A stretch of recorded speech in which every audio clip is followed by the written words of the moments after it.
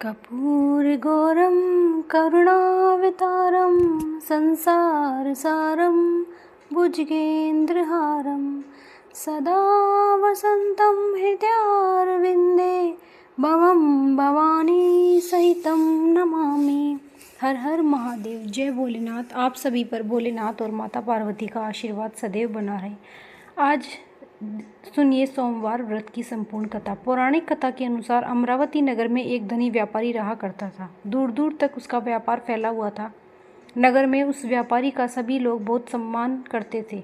इतना सब कुछ होने पर भी वह व्यापारी मन से बहुत दुखी था, क्योंकि उस व्यापारी का कोई पुत्र जो नहीं था। दिन रात उसे बस एक ही चिंता सताती रहती थी कि उसकी मृत्यु के बाद उसके इतने बड़े व्यापार और धन संपत्ति को कौन संभालेगा। पुत्र प्राप्ति की इच्छा से वह व्यापारी हर सोमवार भगवान शिव की व्रत और पूजा किया करता था। सायंकाल को वह व्यापारी शिव मंदिर में जाकर भगवान शिव के सामने घी का दीपक भी जलाता था। उस व्यापारी की भक्ति देखकर एक दिन देवी पार्वती ने भगवान शिव से कहा कि हे प्रभु, यह व्यापारी आपका सच्चा भक्त है।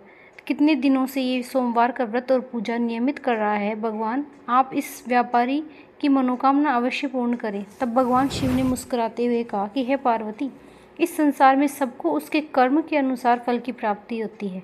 प्राणी जैसा कर्म करते हैं उन्हें वैसा ही फल मिलता है।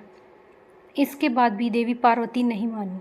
उन्होंने बार बार आग्रह किया और कहा कि हे महादेव, हे प्रभु, आपको इस व्यापारी की इच्छा पूरी करनी ही पड़ेगी। यह आपका अनन्य भक्त है। हर सोमवार आपका विधिवत व्रत रखता है और पूजा अर्चना के बाद आपको भोग लगाकर एक समय ही भोजन भी ग्रहण करता है।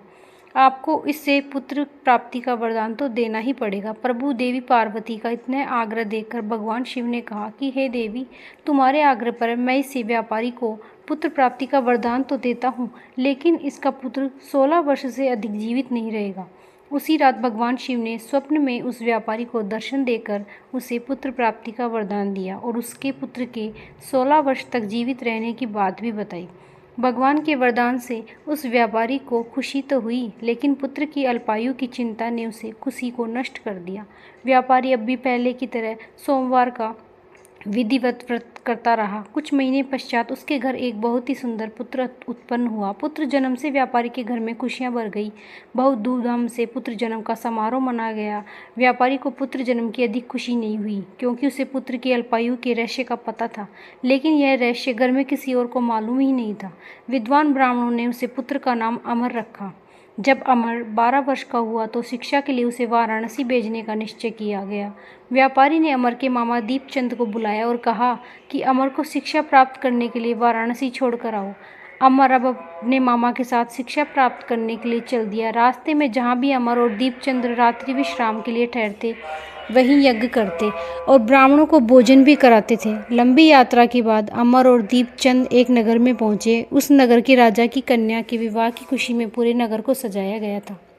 निश्चित समय पर बारात आ गई, लेकिन वर का पिता अपने बेटे के एक आंख से काना होने के कारण बहुत चिंतित था।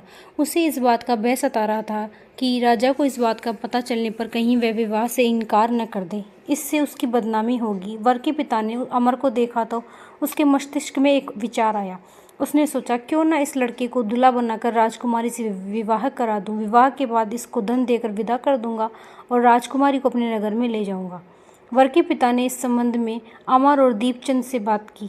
दीपचंद ने धन मिलने के लालच में वर के पिता से बात स्वीकार कर ली और अमर को दूल्हे के वस्त्र पहनाकर राजकुमारी को चंद्रिका से विवाह करा दिया। राजा ने बहुत धन देखकर राजकुमारी को विदा किया।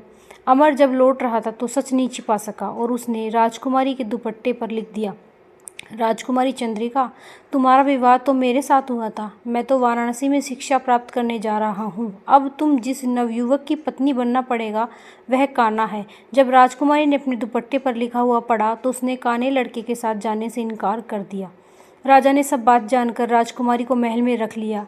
उधर अमर अपने मामा दीपचंद के साथ वाराणसी पहुंच गया। अमर ने गुरुकुल में पढ़ना प्रारंभ कर दिया। जब अमर की आयु 16 वर्ष की हुई तो उसने एक यज्ञ किया। यज्ञ की समाप्ति पर ब्राह्मणों को भोजन कराया, खूब अन्य वस्त्र दान दिए। रात को अमर अपने शयन कक्ष में सो गया। शिवजी के वरदान के अनुसार शरण अवस्था में ही अमर के प्राण पखेरु उड़ गए। सूर्योदय पर मामा और अमृत को मरत देखकर पीटने लगा। आसपास के लोग भी एकत्र हो गए, दुख प्रकट करने लगे। मामा के रोने के विलाप करने से स्वर्ग के समीप ही गुजरते हुए भगवान शिव और पार्वती से भी सुने। तब माता पार्वती ने भगवान से कहा कि हे प्राणनाथ, मुझे इसके रोने का स्वर सहन नहीं हो रहा, आप इस व्यक्ति के कष्ट को अवश्य दूर करें। भगवान शिव ने देवी पार्वती के साथ अदृश्य रूप में जाकर अमर को देखा तो पार्वती जी से बोले कि हे देवी, ये तो उसी व्यापारी का पुत्र है जिसे मैंने 16 वर्ष की आयु का वरदान दिया था। आज इसकी आयु तो पूरी हो गई। देवी पार्वती ने फिर भगवान शिव से निवेदन किया कि हे प्राणनाथ, आप इस लड़के को जीवित कर दीजिए, नहीं तो इस लड़के के माता पिता पुत्र की मृत्यु के कारण रो रो कर अपने प्राणों का त्याग कर देंगे। इस लड़के का पिता तो आपका परम भक्त है, वर्षों से सोमवार का व्रत करते हुए आपको भोग लगा रहा है।